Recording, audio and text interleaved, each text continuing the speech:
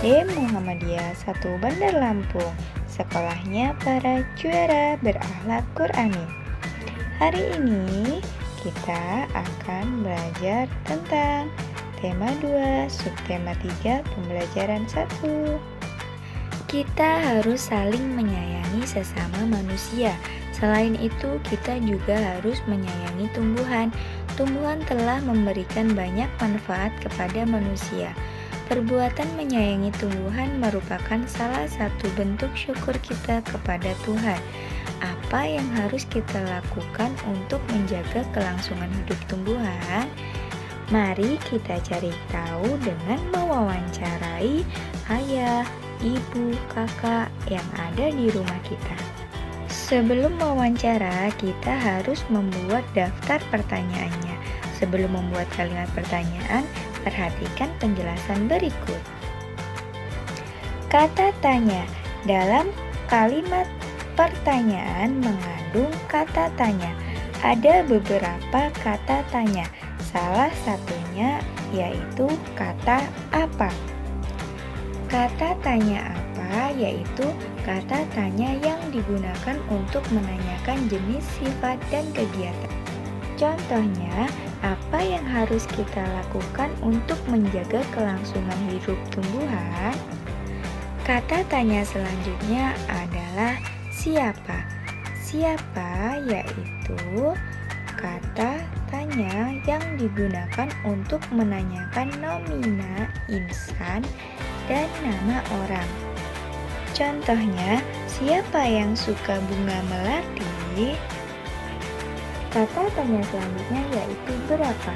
Berapa adalah kata tanya yang digunakan untuk menanyakan bilangan yang mewakili jumlah, ukuran, nilai, harga, satuan, dan waktu.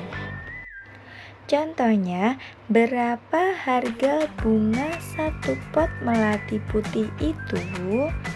Atau bisa juga berapa jumlah bunga melati putih yang ada di taman? Kata tanya selanjutnya adalah kapan. Kapan adalah kata tanya yang digunakan untuk menanyakan waktu. Contohnya, kapan kita harus menyiram bunga? Nah, kata tanya selanjutnya adalah di mana. Di mana yaitu kata tanya yang digunakan untuk menerangkan tempat. Contohnya, di manakah sebaiknya kita menanam bunga melati? Selanjutnya, kata tanya mengapa. Mengapa adalah kata tanya yang digunakan untuk menanyakan sebab, alasan, dan perbuatan. Contohnya, mengapa kita harus merawat tumbuhan? Dan kata tanya yang terakhir adalah bagaimana. Bagaimana adalah kata tanya yang digunakan untuk menanyakan cara atau perbuatan. Contohnya, bagaimanakah cara merawat bunga melati yang baik dan benar? Berikut ini adalah petunjuk perawatan bunga melati yang Siti baca. Yang pertama, siapkan pecahan batu bata merah atau pecahan genting. Susun di dasar pot. Lakukan seperti pada gambar yang sudah disediakan di sampingnya. Kemudian yang kedua yaitu campurkan pasir, tanah, dan pupuk kandang masing-masing dengan bagian yang sama. Isikan pada sepertiga bagian pot. Letakkan di atas lapisan pecahan batu bata merah atau genting tadi.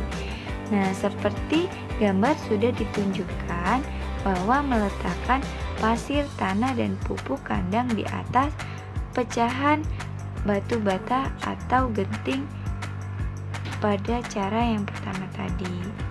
Kemudian cara yang ketiga yaitu masukkan bibit melati, sisakan media lama yang masih menempel. Tujuannya agar tanaman dapat beradaptasi dengan media baru.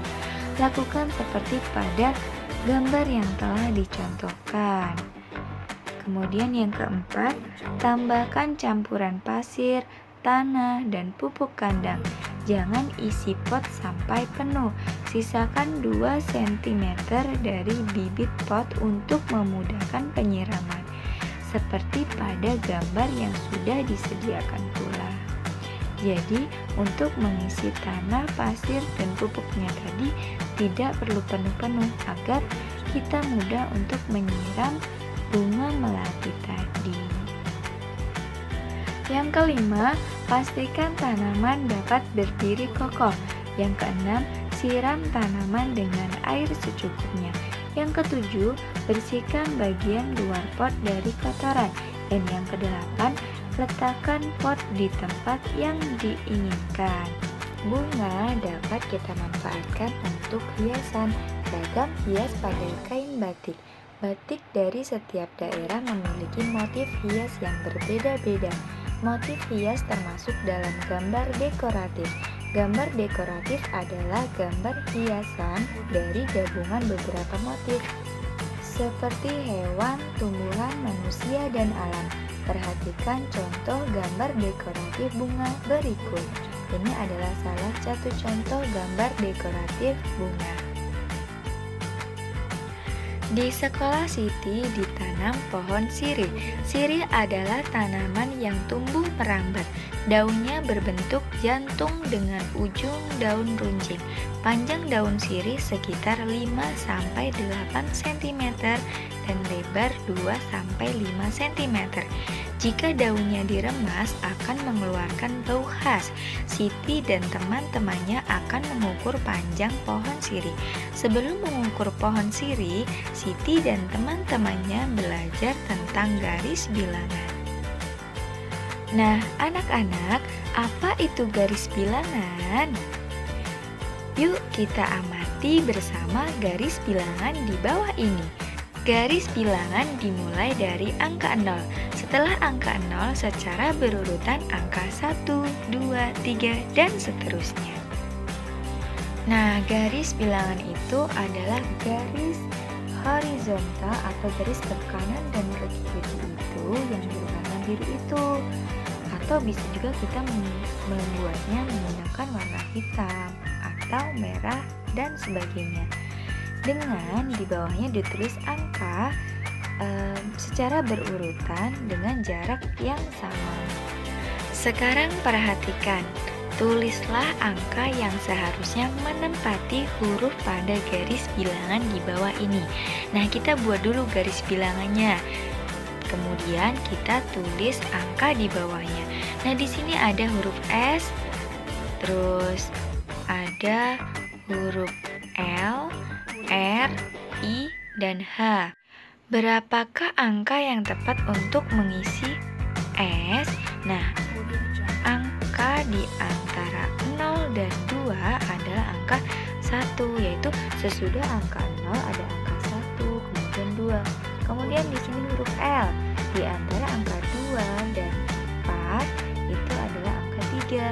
Jadi setelah 0, 1, 2, dan 3. Setelah itu ada huruf R. R berada di antara angka 4 dan 6. Setelah angka 4 ada angka 5. Jadi isi R adalah angka 5. Setelah 5 ada angka 6, 7, dan I. I berarti angka 8. Kemudian 9 dan H. Berarti H memiliki nilai 10. Agar lebih paham, yuk kita coba lagi. Pohon sirih yang baru ditanam berada di posisi A pada angka 0. Setelah beberapa waktu, panjang pohon sirih ada di posisi B pada angka 2. Nah, perhatikan anak-anak. Yang pertama, A di posisi 0, kemudian B di angka 2. Dari posisi A menjadi posisi B berpindah 2 satuan. 1, 2. Kita dapat menuliskan bentuk penjumlahannya, yaitu 0 ditambah 1, 2. Berarti ditambah 2 sama dengan 2. Sekarang ayo berlatih. Selesaikanlah penjumlahan di bawah ini menggunakan garis bilangan. Perhatikan contohnya ya nak. Yang pertama 5 ditambah 2. Kita mulai dari angka 0 maju 5 langkah. 1, 2, 3, 4, 5. Kemudian ditambah 2. Kita maju 2 langkah dari angka 5. 1, 2. Maka kita berhenti di angka 7. Hasilnya berarti 5 tambah 2 sama dengan 7. Soal yang kedua silahkan kerjakan di buku tema. Sekarang ayo berkreasi. Kita bantu Siti membuat motif hias tumbuhan yuk. Motif hias akan lebih indah bila diberi warna. Perhatikan contoh yang dibuat Siti. Kalian boleh membuat motif hias tumbuhan sekreasi kalian sendiri. Sekarang buatlah karya dekoratif motif tumbuhan sekreatif kalian. Kemudian kirimkan ke guru kelas ya nak. Alhamdulillah, sekian pembelajaran pada hari ini. Mari bersama-sama ucapkan lafaz Alhamdulillahirabbil alamin. Sampai jumpa. Wassalamualaikum warahmatullahi wabarakatuh.